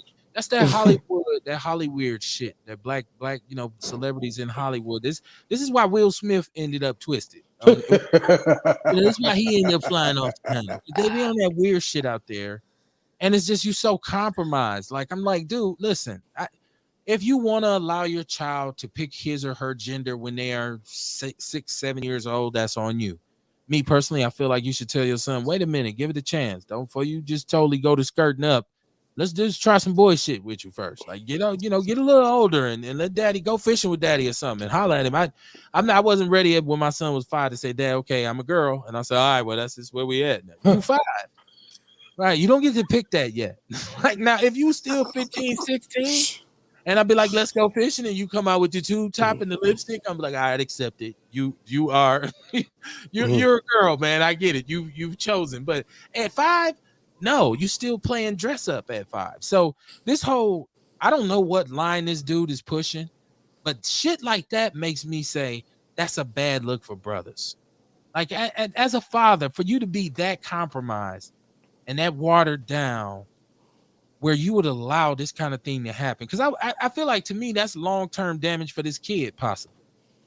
Right? Like, what if one day he start to feel guilty about this shit and be like, man, I don't really want to do that no more. Man, I was a little kid where my mother and father was pushing me for their Hollywood connects, and these pictures is just floating around. This motherfucker goes ham in the post office one day. This is the kind of shit that happens in America all the time. It's very possible because he can't be himself. Right. You know what I mean? When you can't be authentic, you know what I mean? That pressure gonna build up. Yeah. Yeah, and they live in front of, it got to be stressful as hell too for your life to be public viewing. You know what I'm saying? Like, I mean, I was wondering why the fuck the pictures came out. Like, I mean, and I'm not saying like don't share the pictures, but like you don't have to. Like, I'm just thinking about me and my family. Like, you're right. First off, you was finna say it. You're right. No, you don't have to. Right. It's like, Keep that shit for the family. First off, as a father, ain't no motherfucking kids about to be kissing under my roof. I'm the only person kissing under my roof. Like, I mean, that's how I think. And ain't that a form of child pornography or some shit? I don't know. I don't know, man. That was my original point, which is what I said, which is gay, transgender, whatnot, what have you aside. We talk about 2 young children. It over sexualizing kids. Like, I don't give a fuck about who you fucking or your sexuality, but I think you need to let a kid be a kid before they even get to consider who they want to fuck. You know, I think it's against the law. I don't know the law, but I think it's against the law. Yeah, like it's child pornography. Remember a long time ago when R. Kelly pissed on a little girl, and then Homer Blow played that shit at the club, and Homer Blow got in trouble for playing the shit. Yeah, I thought he played it on You WNOV. can't have no. You can't be glorifying no sexual acts by no kids and shit. I don't know what's the line. What line is Dwayne Wade I pushing here? don't know. But then the line always get bent for celebrities anyway, so that could definitely be some shit. But because of who they are, it won't be some shit. It won't ever be shit. Type shit. I'm just it's just like, okay, what's the point? And I, once again, But yeah, that's that was me, a private moment. If you like, I don't put like honestly, I talk too controversial to post my family. Like motherfuckers don't know how my kids look. They don't know how my lady look. They don't know shit about me except Real is radical and he a freak. All they know is me. Motherfuckers don't see my family because I'm a private as a father.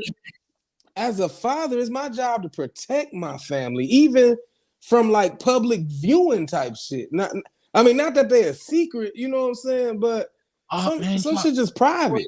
so a lot of us full of shit though.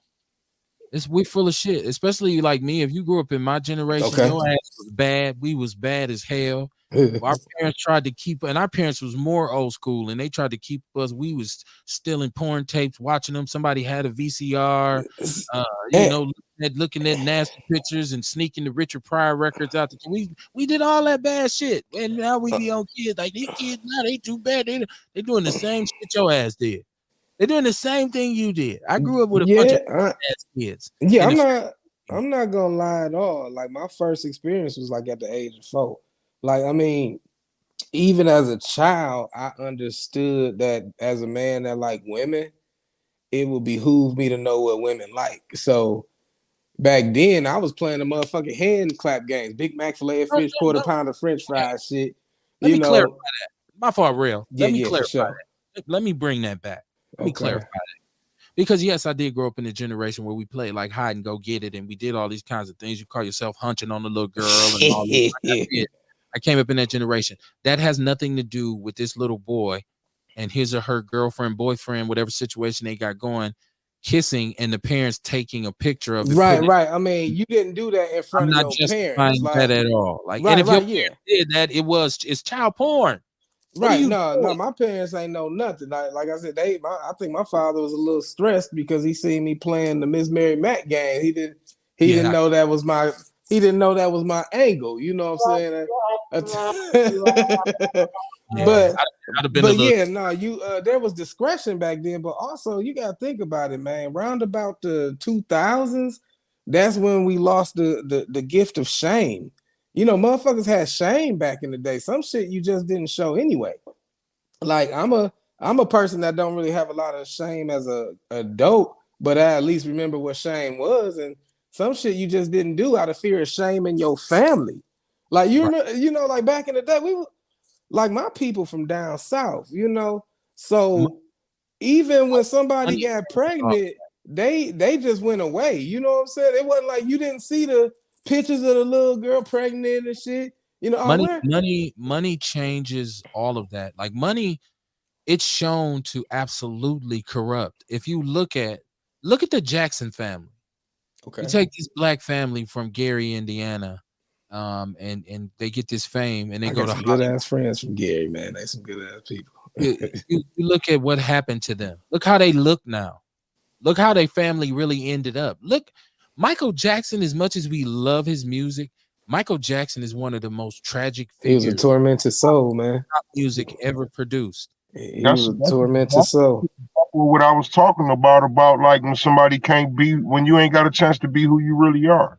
You know what I mean? They no life. They never got a chance to find out who they really were, who they are. They never got a chance to find out what they like, what they don't like. It's all what you got to do, what you can't do. You know what I'm saying? Right. I mean, man, you go crazy after so long of acting a way that you really ain't. Right. That's so many childhood people, though, childhood stars and celebrities. For all intents and purposes, Michael Jackson was a weirdo, which brings me to Kanye West, right? Kanye West, come on, man. Stop it. And for me, I get the whole art thing. I get art. I really do. Mike made great And music, man. if this is his approach, if this is his angle, but it's some disturbing trends for me with Kanye West. It's first of all, it's the every girl that I get now has to look like Kim Kardashian.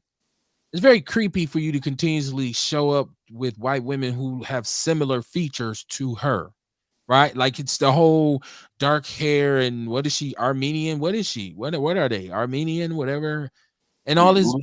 Like, has this I brother? don't know. They So ain't he black. just deal with black women at all no more. And I know sisters be like, "Where you ain't going nowhere with me with that shit all over your head like that. Take that shit off." Like, but this dude needs help, man. I honestly, sometimes we get to cheerleading talking about he's a genius and he's an artist for so long until the motherfucker jumps off a building.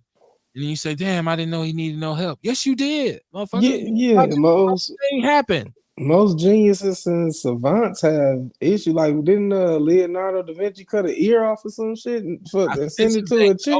That is Vincent Van Gogh. Vincent Van Gogh. Oh, okay, yeah. I'm thinking of Leonardo. That's the Right. scientist before he murdered himself, right? Like, but yeah, so it, like, unfortunately, people who are like, okay, like, something I feel guilty about, G, is I understand that sometimes pain make the best art, because when you going through pain, you need an outlet to express yourself.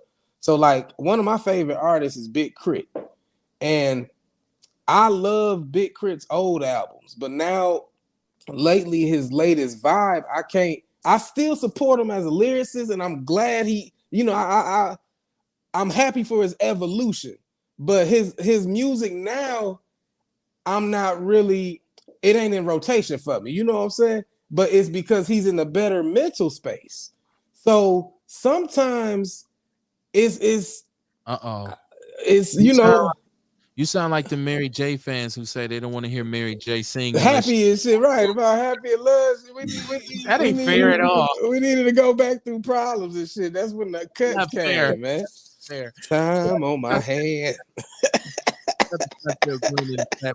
She said Lady Pitt's high school. Yeah, sister young, because somebody had talked about back in the days. Are they still around?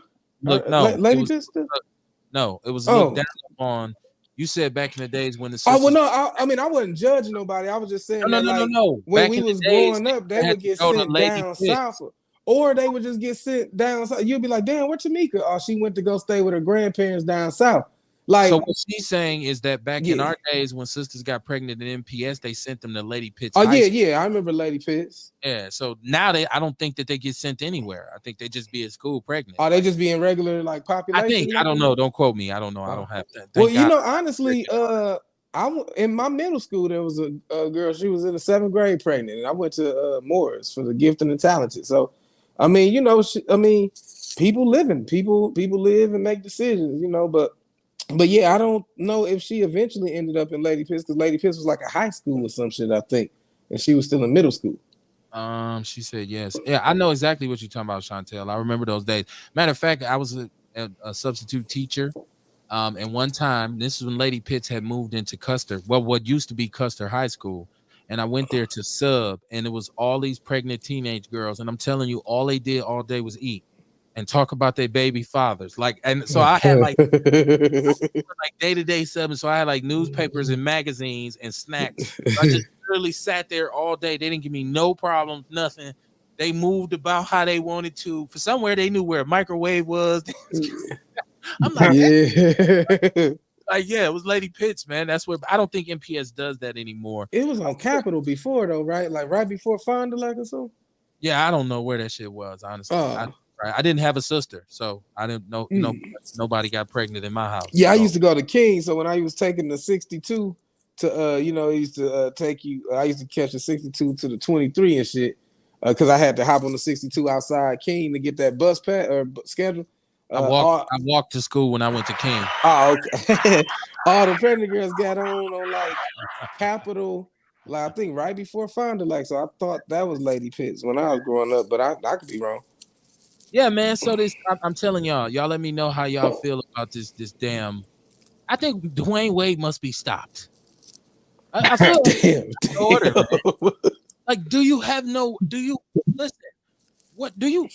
how do you protect your son? Are you really protecting your son? I feel like there's some lucrative fame chasing, staying relevant aspect to him and Gabrielle Union promoting this with his son. I feel like it keeps us in magazines, and it makes us look like these great parents, and and then like it don't hurt when you show up with like some capris on and like with a fucking shirt tied in a knot over your navel. Okay, maybe he didn't do the shirt, but I've seen him with some auspiciously gay outfits on. Like, so what's going on in the household? Like, is this a situation where it's pegging involved? I don't know. I don't want to make no and no pun intended. I said assumptions. Get it? Assumptions, pegging. It's all bad tonight. It's all bad. I grew up, man, like when I was young, and that's crazy too, just to talk about how access to shit is. Like, I grew up watching real sex, like, so none of that shit be like shocking to me no more. Like kids bad, man. See, we keep criticizing these kids today, and we were just I was terrible, G. I was terrible. Cats knew how to go and turn the cable box to the your daddy had the turn that key with the bobby pin. Yeah, you can see all of you Playboy. Yeah, you turn that key with that bobby pin in it. So don't be criticizing these kids today. No, but speaking of these kids, I hope y'all seen this footage too that I put up in the People's News Network. And we ain't even got no internet right now, do we? I put this up in the People's News Network that at Marshall, where the kids was driving the car. Oh, okay, yeah. I seen the car being drove. Yeah, I'm glad nobody got hit. Yeah, I thought they almost hit some of the kids. I seen two kids scatter, and I was just glad I ain't see no kids get, because they like jumped the curve, man. When is this trend going to go away? When is, because it's a trend for the teenagers, and I know Kamar was saying Kamar probably had the best solution for this that I've seen in a very long time, or I've heard in a very long time, when he said, let's just add some extra time and make it more punitive for right now until they chill, and then go back and then review it and bring it back. You know what I mean? And then say, okay, let's go back to regular, because these kids ain't learning, man. So like bank them for the like, you talk about like hit them with the hardest. Yeah, you need some enhancers, baby. Like, come on, man. You make examples and make motherfuckers feel like, wait a minute, I ain't doing that shit. Right. They starting, they nailing niggas, and you know what I mean. And eventually that shit stop. And see, here's we be talking about how they did back in the '90s with the crack epidemic. You know what I'm saying, and the mass incarceration and all that. And they never went back. They never went back to take. So now people getting drug cases that's worse than murders and shit. Worse, you shoot a motherfucker and get less time. So now people getting drug cases that's worse than. So it's about time to go back and review them laws. So like I'm saying, like how that was a problem then, you look at what's going on now. You know what I mean? The biggest crimes that's being committed, or the crimes that's being committed at the most. You know what I'm saying? And you hit them with some high penalty. I feel you know what I mean? You start banking. The thing I worry about with that is like, I mean, no, and that's definitely a solution. I just think about, it seemed like like you said, whenever they make some shit harsh, they never ease up on it. And then it seemed like we always fall victim. Like the good ones and the bad ones seem to always fall victim of the harsh policies they put in for like the bad apples. You know what I'm saying? Like, and but even still, like this with this one, this is something that they don't have to go back on, because a motherfucker don't need to be stealing people's cars and running red lights. I mean, true. I mean, yeah, it's definitely like, a character flaw. You know what I mean? People dying from this shit. Yeah, it's definitely. I mean, when they years for stealing a motherfucking car. Like, I just be wondering, like, do they want attention? Like, I don't know. I be trying to understand, but I guess some shit you just can't understand. You know, People never understand it. Like, where their parents at? Do they need attention? Grow up, you learn how to steal cars. We do that. Kids do that. But you know what I mean? When they get to the point where you killing people. I never had a desire, like real shit. I've always been motivated by money. So I never had a desire to steal some shit to joyride. But like, if a motherfucker put an order in for it, I might have I might have considered it, but like just to joyride and shit, But they don't. Yeah. when I was 13, 14, we was stealing. I learned how Oh, to okay. drive. I Okay. knew how to peel a car up before I knew how to drive. Cause I used to sit in the passenger seat with my guy and watch him Okay. peel it up, right? And I ain't even know how to drive yet. And then He did y'all dropped me off in just my drive driveway. them? Did Say y'all just what? drive them till the gas ran out and then just hopped out, or did y'all like get some money off of it? Nothing. We ain't doing nothing, man. We just rode around. Okay, so We wasn't doing it to tear a motherfucking car up. We just got in it and rode around. I mean, I you know what feel, I mean? I feel you. I don't I feel you. I have to be honest and say that there was a time when we were young where stealing cars, like Kamar's talking about, like with the screwdriver popping the steering columns, and we was engaging in some tomfoolery in terms of flying through the city, acting a fool in the car, stunting out, trying to do donuts and whatnot, running up on the sidewalks, acting a fool, Mm. and actually to the point where a couple of my close friends did lead the police on a high speed chase. It didn't work out for them. They ended up like hitting a tree and fucking Mm-hmm. themselves up. So Oh man. so now I'm critical of our kids. I'm critical Yeah. of a lot of the things that our youth do. Maybe My we big, could get my some biggest go kart tracks cracking. Like my again, biggest like the North. Oh, I'm sorry. my biggest concern is that it's happening at schools. Right. And so like these kids are driving up on the sidewalk at a school, and it's only so long. It's only so long before you hit another kid. And I'm glad that one thing MPS did was they did put those big ass rocks and they did take measures. But it's summertime now. It's not summertime now. I take that back. It's spring. It's trying to get spring. Y'all don't be fooled by this snow today. Next week it'll Right. be 65. Y'all be done forgot all about this week. So now we're gonna see activity ramped up. So now we're gonna go back to where our kids are coming out after school, standing around talking, and then here come the kids driving up on the sidewalk. So I hope MPS is conscious enough to get whatever protocols they had in place, because you can't get caught off guard by it now. We are aware that this is a situation. So I'm hoping MPS prepares and that they have the necessary protocols. I think it's a fad because and my generation, man, I have to tell y'all, and shout out to everybody in the chat room. I got Beauty Waddington in here. I got Joe Walker. She said they're hanging out of windows. She said these people are over here from Chicago. She said real talk a lot. I do. Joe Walker's in the chat room. He said back in the 90s when you steal a car, you would also do gas and go because you could pump before you pay. And we did a lot of listen, my Yep, generation I remember that. killing each other for fat gooses and Kangos and gazelles and Jordans, gang banging on each other because our hats was to the right and to the left, with some disturbing trends that my generation was engaged in. And I guess my experience from working with young people for so long, I'm not as judgmental about them because I think that the underserved kids now need the same thing underserved kids from then need. They need strong parental guidance, and they need positive role models around them. And I'm saying role models as examples in the community. The one thing about my community was growing up, I seen black men who owned businesses. They had good jobs. They were supervisors. They were directors. They were educated. They had 2 or 3 houses. They were rent. They had a million keys on their goddamn waist. But they was dudes who were well accomplished, but they wasn't criminals, right? Some of them were old. Like I had neighbors who, I graduated from Tennessee, an old black college, Middle Tennessee State in 1957. Like you graduated from college in 1957. So I grew up around those are kinds of role models that our kids need to start seeing I think it's more. coming. I think that's coming back. I hope so.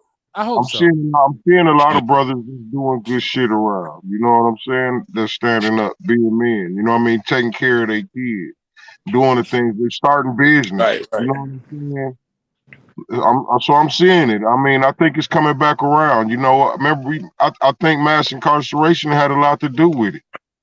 All that shit that was going on. I mean, the crack epidemic, and you know what I mean? It took a lot of brothers out.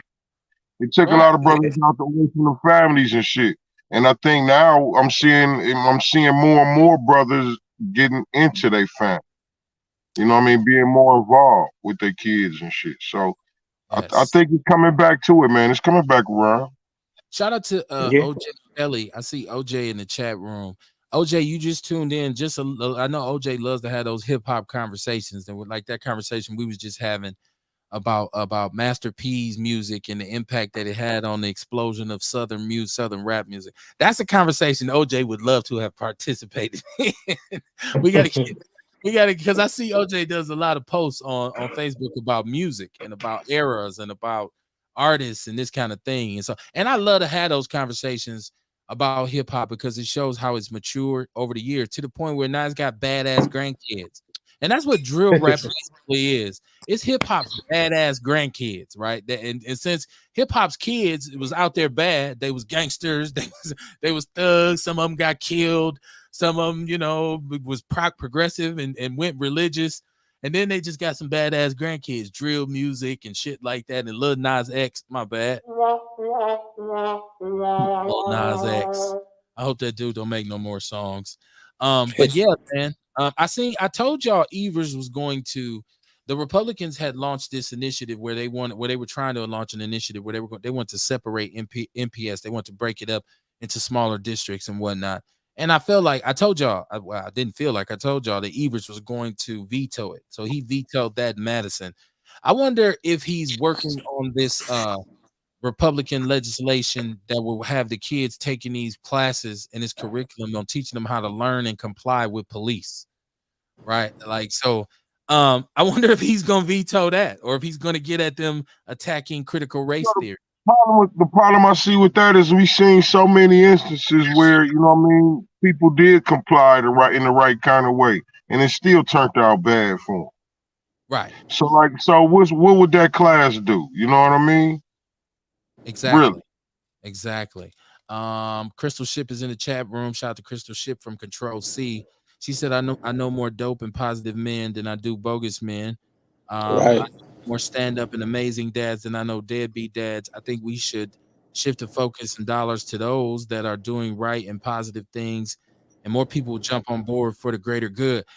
You know what? I talk about intentional solidarity all the time, and the cast that's in the community that's doing positive to do positive, and for people to make it cool to do that. Like Kamar and I had this whole conversation about the events that they have at the Sherman Phoenix, or the events that you may have at what was it, Alice's Garden, Kamar, where you used to be at. Yeah, those some dope places. All these different kind of cultural places now. It should get cool to be doing that kind of shit in the summer. Like, what's a fly thing to do with a chick when I first meet her? It's summertime. I'm gonna take her and pick some strawberries and shit like that. I'm gonna go on out to make her think I'm more. Hey, listen, man, that's a dope date. Right. What's up, Cass? What's up, Cass? Like, fuck that. I'm not. Hey, cause look, I like dates where I could talk. You know what I mean? Where we get to know each other. Like, I hate dates like the movie. Right. Okay. Unless it's somebody who I know and I'm familiar with already. You know what I mean? But if I want to get to know somebody, the movies is the wrong place to go. But like picking strawberries or doing something like that at a garden, going to a market or something like that, you know what I mean? Right. That's dope, because see, women don't get that often. They don't get no dates. They don't get no men that think different. You know what I mean? To do different shit. It feel good to do different shit. Yeah, I think we have 1 foot in the streets and 1 foot in the jazz club too, because we are a generation that's very eclectic about our music and our culture, but we also got a little foolishness in us, because it'd be nice to go to jazz in the park sometimes and go and get a smooth, chill vibe. But then sometimes she want to go to the club and just throw that ass and do all that kind of wild shit, and you'd be like, all right, well, yin yang in the thing, I guess. So like, but you gotta create like some balance between it, because I feel like we're right. We on either end, and we're extreme. So if I'm the strawberry dude, the garden dude, I'm extreme with the shit. Like, I didn't almost went damn near crazy with it. So when I do meet a girl, she be like, I'm not fucking with him. This dude is really crazy about this shit. Or all he want to do is turn up. Let's go to the Cheetah Club. Damn, is the Cheetah Club still open? That shit shows you how old my ass is. I don't think the Cheetah Club is still. Where they go now, real gold diggers? Or not your basement where you got your pole at? Where they? Yeah, I don't know, man. I never really like paying for shit I can get for free. So like I mean, you see it. I just have company, and it is just free entertainment. So I don't know, man. Chat room is popping. The city. Joe Walker said the city leaders of Milwaukee and Madison, Tony Evers, need to spend at least 400 million on the north side of Milwaukee alone, especially for juvenile programs, YMCA's, roller skating rink, business making opportunities, good job programs, etc. Yeah, Right. I'm less of giving, just throwing money towards the Ys, the YMCA's, and the boys and girls clubs, and like, these things have been in our community for a very long time, and as we speak, they're not curbing the violence. People say you ignoring the impact that they do have. It'd probably be worse if they weren't there. So let them exist as they are. Let's create a different kind of way to do this, right? And so I feel like we need to be innovative in new shit to do, new programs. Like, okay, we want to put all the kids in the community center, have a basketball game, let them cheerlead, yada yada yada. Long term, that's not beneficial to them, right? I worked in the projects, right? I worked for the housing authority. I can talk about this shit now because I don't work there no more, right? Mm. Fuck them. No, I'm just kidding. No, what I was gonna say is I worked there. I worked in Hillside, right, for a very long time. So I dealt with young people because I was there as a job coach, and I was actively trying to get people into projects jobs. It was ice skating uphill. It was, the mentality was crazy, right? Like, there's a professional way to be poor. Like, it's a lifestyle, like it's a whole Yeah. culture, right? The music, the food, the stores, the places you go, and it's hard to get in there and get people out of that, right? It's hard to get in there and say, do this now.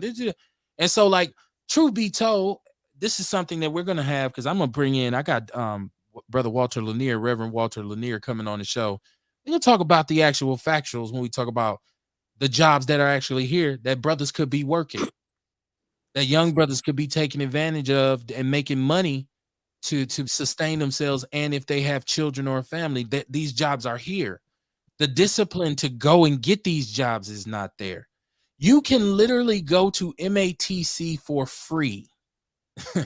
It's called the Promise Program. You can literally go for free and you don't have to go for, oh, I'm gonna go to college. You can go to be an electrician. You can go to do HVAC. You can go CNC machining. MATC has hundreds of fields of study for kids, and they ain't all about getting a bachelor's degree and going to Harvard.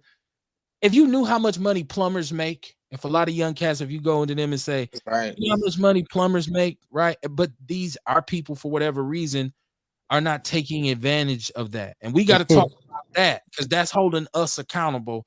Some of this is the shit we say attack poverty and make more jobs. But I got a partner who tell me every day, man, Kev, there's plenty of jobs out here. These motherfuckers just don't want to work. And he has never been without a job in the 20 plus years I've known him. And he's not even from here. Right. Where Right. you go, you have warning sign in the window. Right. Right.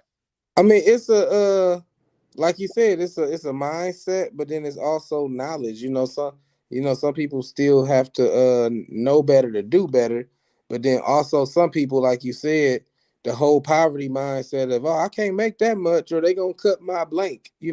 People always talk about I can't because they, So we still, a lot of us still got almost like a slave mentality or mindset that keeps a lot of us limited. So that's one of the reasons. My grind is to be, get my books cracking to help people, shift their perception and mindset, but then also to show my children, like my goal is to show my children that if you find a way to turn your passion into pay, you never working another day of your life, because you doing some shit that you would do for free, but you getting paid to do it.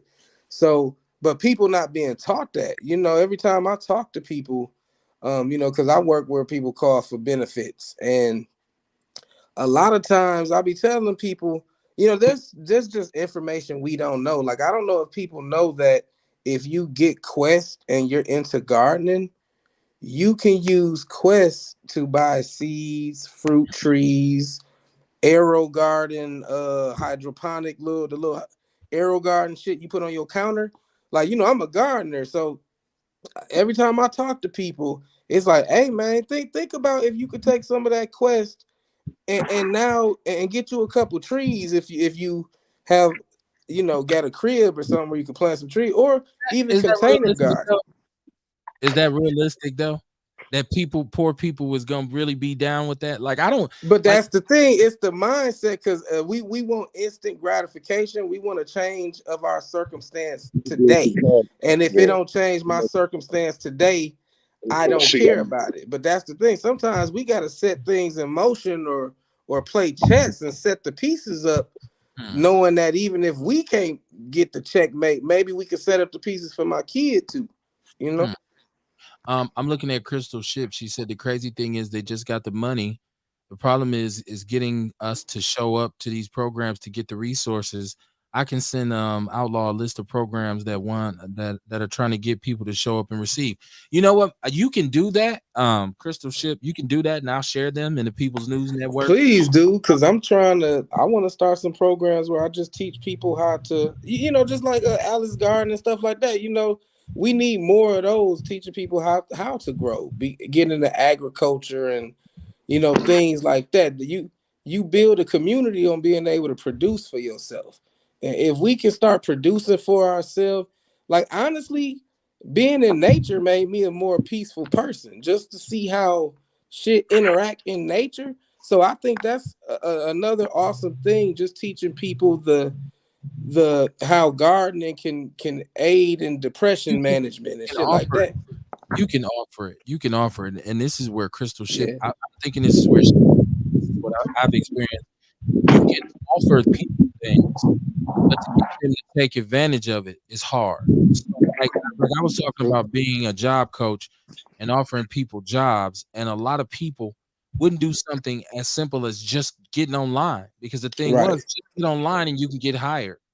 Like they're Right. literally doing interviews online. The other phone.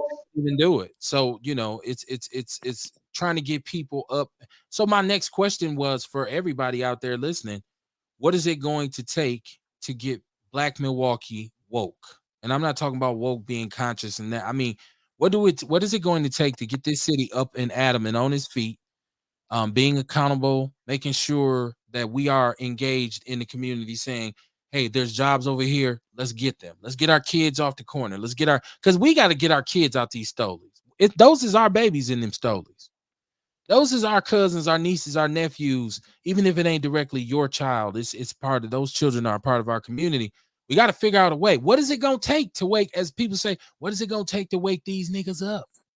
What? How much does Milwaukee have to endure until they get to the point where they're saying, okay, enough is enough. As a community, we gonna fix this shit. Because right now, you got a lot of people who really are with that shit. Like people go to the hood, man. Like I'm being honest. Go to the hood and talk to some of the people. They don't give a fuck about shit, and they'll tell you they don't give a fuck. And they live their lives and prove to you they don't give a fuck. They're not trying to get engaged in nothing. They like, look, I don't give a fuck. I'm out here. I'm living. And it's like, bro, you don't think you should do something different? They'll tell you, fuck it. It's too late now. I already did it. I got 5 felonies. I'm good. So that small element is always counterproductive in the community.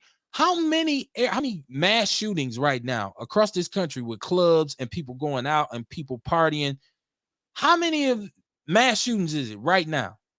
In Milwaukee, how we struggle to keep anything open in terms of a venue for people of color, black people, for us to go and kick it. You know who gets those joints closed down? Our people. Like we go there and we get to fighting and tear the motherfucker up and shoot and somebody get killed, another spot gone. Then we be like, man, they don't want us to have nothing. They don't want us nowhere. Right. And I know I'm sounding real Republican right now, but I have to be honest. A lot of our issues, a lot of our wounds are self-inflicted. Like a lot of the things that we blame the white man for, we're doing to ourselves, right? We're blaming them. Oh, we complain because big pharma is a hustle, and the doctors is getting over on us. But we, myself included, still eat all kinds of crazy bullshit and end up sick. So if we really felt a certain way about it, we say, you know what, I'm gonna be healthy. I'm gonna start eating right, and I ain't gonna make big pharma rich or none of that shit. Instead, we rather say, well, shit, it's okay for me to eat 3 Whoppers because I can still take my blood pressure pill and keep my blood pressure down, so it won't kill me just yet. Once again, I'm not separating myself from the crowd. It's just like going to the liquor store getting some liquor. You contributing to this monster economy that's counterproductive because it's flooding our community with liquor stores and all kinds of.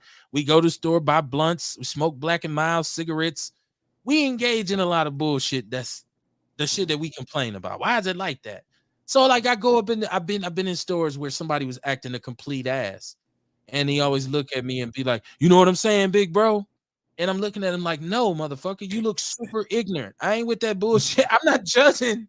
I'm not judging nobody much, man. So how do we wake ourselves up?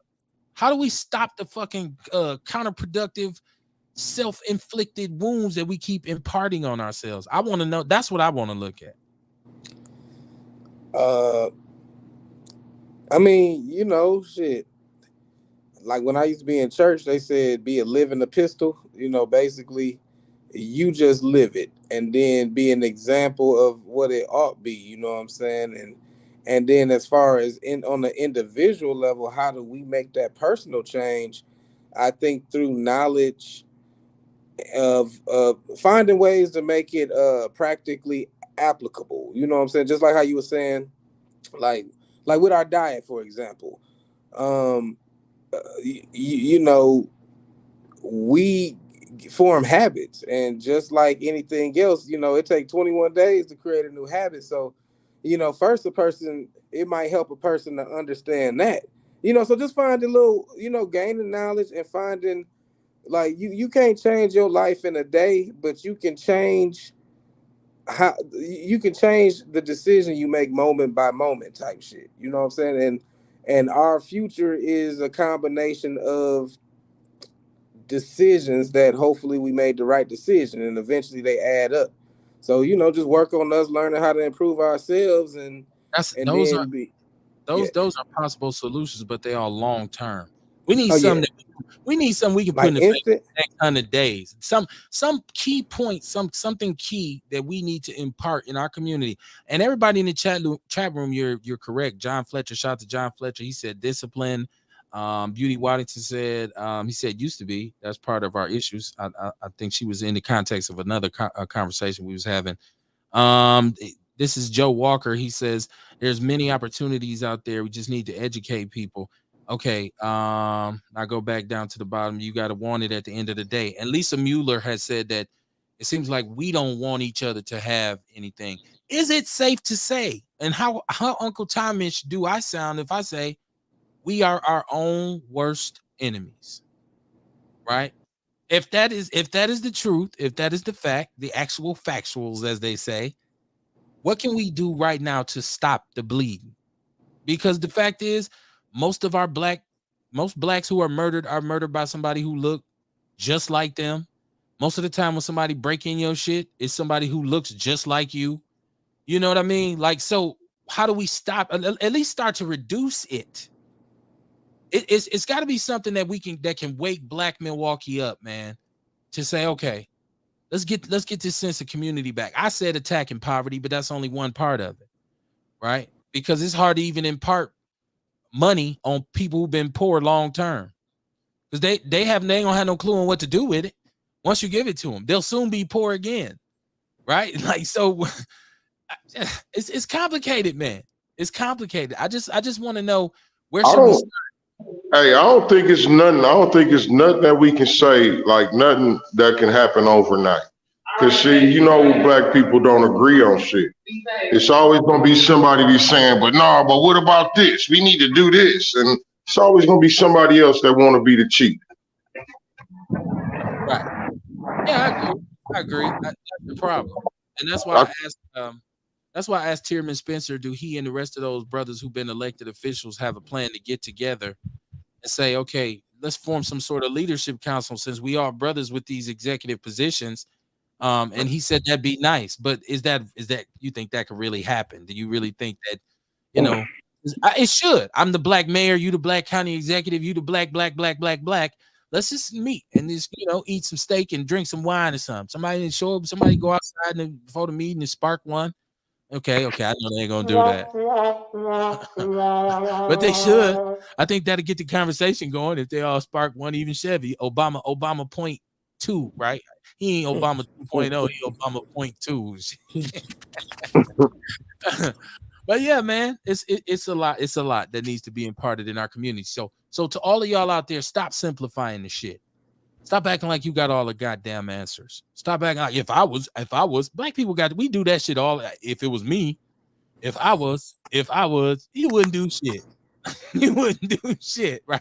I'm I'm snapping on black people today. Shame on me. Oh man, despite what I'm saying, I do love being black, man. I do love being black, but that's why I want solutions.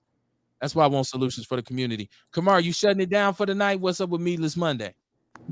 It's over. I'm on my way home right now. That's what's up. That's what's up. And so all the food is sold out and everything. Yep, everything gone. It's a wrap. All right, man. Hit that brother up, support him. Real, what you got coming down the pipes, man? Man, just still promoting my books, looking to get them into like different shops and bookstores and black owned establishments that are interested in helping folk get their mental health on tip top shape. Okay, okay. Check me out tomorrow night on the Big Black Sports Show. A lot to talk about. I want to talk about Kyrie Irving giving the Boston fans the finger. I don't know if y'all seen this. We've had the discussion on Outlaw Radio many times about racist white sports fans who just ruining every sport. This just because you buy a ticket, you think you got the right to come and stand and yell and scream, "Fuck you, you nigger," and all this kind of shit. And then I seen like Barkley talking about, oh, you got to ignore them, man up. Wait, didn't you go to jail for throwing a white dude through a window in a bar because he called you a nigga? Like, come on, man. Fucking hypocrites, man. So tune into that. Then we'll be back Wednesday, man. I know we got people scheduled on the calendar. I'm gonna have to look at. If you out there and you listening, you want to be on the show, you got something going, something you want to promote, we definitely support that, man. In the meantime and in between time, it's almost 9:30. Time flies when you spit in game, right? And believe me, we understand. They said, well, they absolutely didn't come up with no solutions tonight. We know, because you can't solve the problems of the world on a fucking podcast. We understand that. The important part is to get the conversation going, right? Like, it's so much you have so much more of an advantage if the conversation is going than you do as if there's no dialogue involved, right? So it's really just about getting it going and having our minds pointed in the right direction, because engaging in something positive and saying, hey man, it's cool to sometimes take a sister to some organic, to an art show, take her to a garden, take her to an event, let's go taste some different kinds of food. You want to try some vegan today? All these kinds of alternatives to getting drunk, getting high, getting fucked up, dropping Mickeys and Bill Cosby and chicks and all this kind of shit, and then go to the club. And there's time for that. There's time for that. But there has to be a dedicated energy towards positivity, man. Are you trying to be positive? Are you trying to have integrity? Are you trying to be an asset to the community? These are the questions that we need to be asking ourselves as everyday members of Black Milwaukee. What is my contribution to this?